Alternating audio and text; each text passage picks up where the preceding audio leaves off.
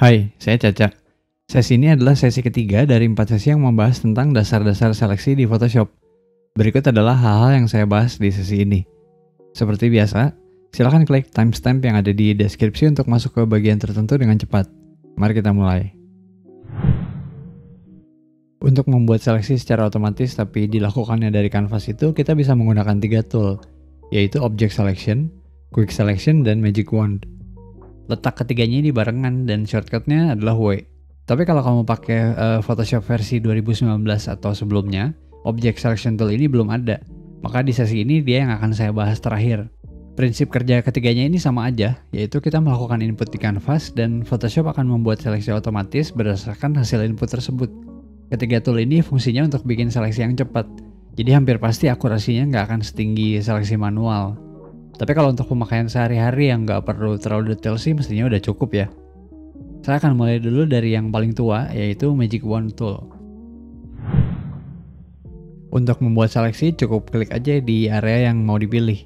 Secara otomatis Photoshop akan milih warna yang informasinya sama dengan pixel yang barusan diklik. Kita bisa milih operasi seleksi yang lain juga ya tentunya.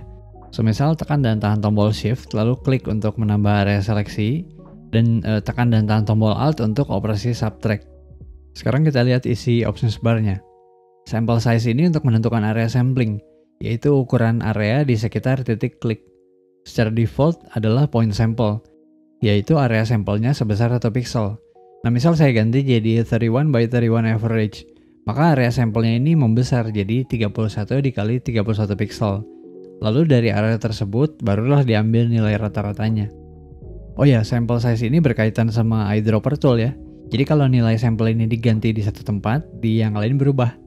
Bisa dilihat ketika saya ganti jadi eyedropper tool, sample size-nya berubah. Pergantian sample size ini ngefek juga ke perilaku select similar, yaitu perintah untuk milih pixel lain yang punya nilai sama.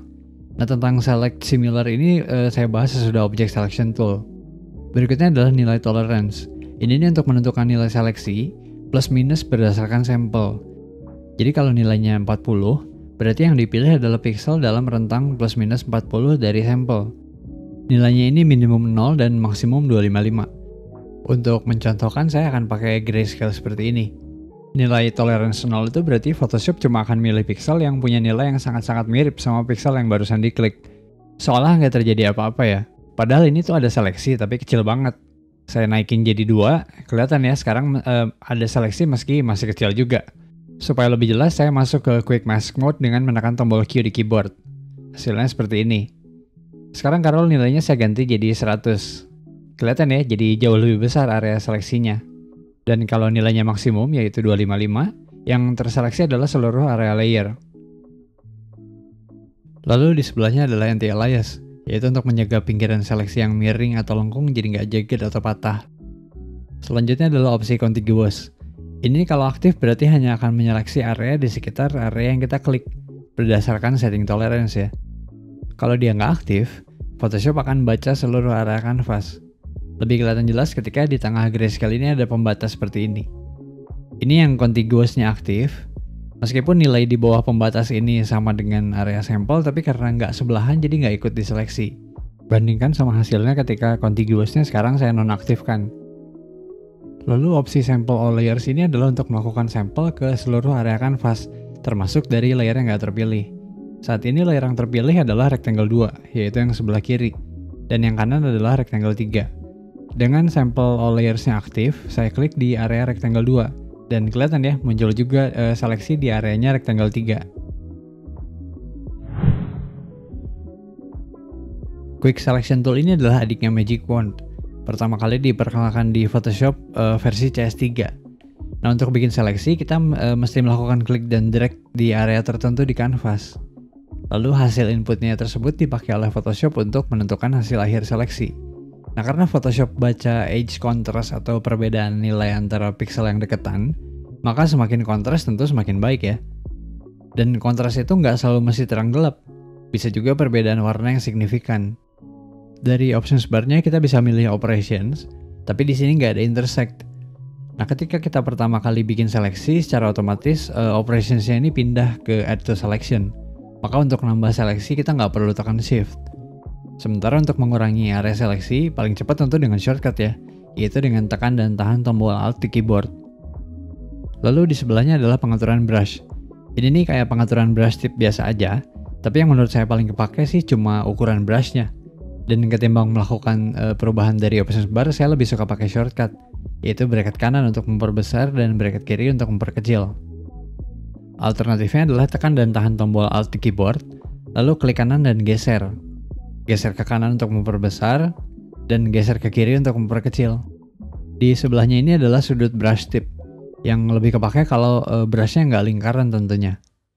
Lalu di sebelahnya adalah opsi untuk sample all layers atau enggak, sama kayak di Magic Wand Tool ya. Saat ini ada dua foto yang sama, cuma saya flip aja. Yang terpilih adalah layer foto yang sebelah kanan. Saya aktifkan sample all layers dan gambar seleksi sampai ke sebelah kiri, yang udah beda layer ya berarti. Di hasil akhirnya kelihatan bagian tersebut ikut terseleksi. Sekarang saya ulang prosesnya tapi dengan menonaktifkan sample all layers.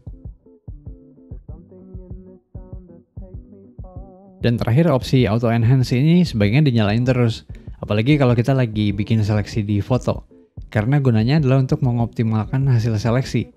Dan salah satu bentuk optimalisasinya adalah melakukan anti-aliasing.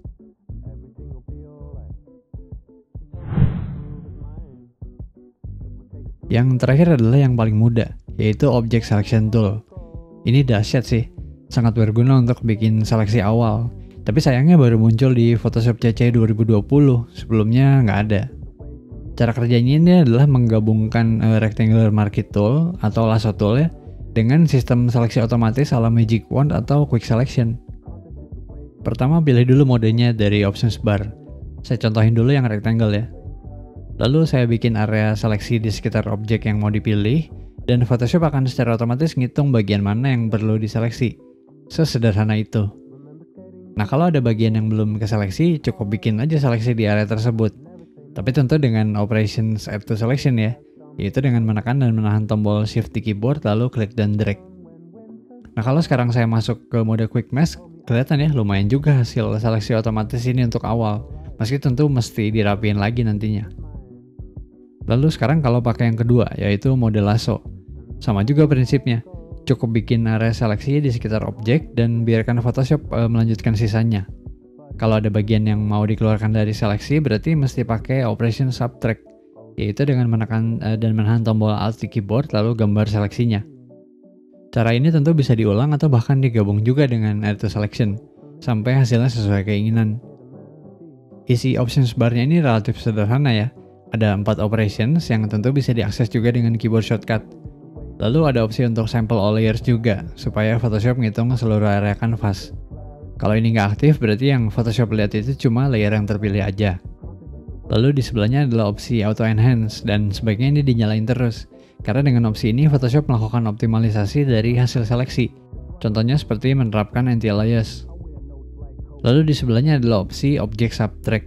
Hampir selalu sih ini mending diaktifin terus ya, supaya kalau kita melakukan operasi subtract, Photoshop itu tetap menjalankan identifikasi objek. Kalau nggak aktif, subtract-nya jadi kayak tool di seleksi biasa aja. Contohnya di sini ada sebuah seleksi aktif, lalu opsi object subtract-nya saya matiin. Modenya saya ganti jadi rectangle, dan dengan menekan dan menahan tombol Alt di keyboard untuk sementara masuk ke operation subtract, saya gambar area yang motong seleksi aktif ini. Kelihatan ya, seleksinya jadi kepotong dengan bentuk kotak. Sekarang saya ulang proses yang barusan, tapi opsi object subtract-nya saya aktifin.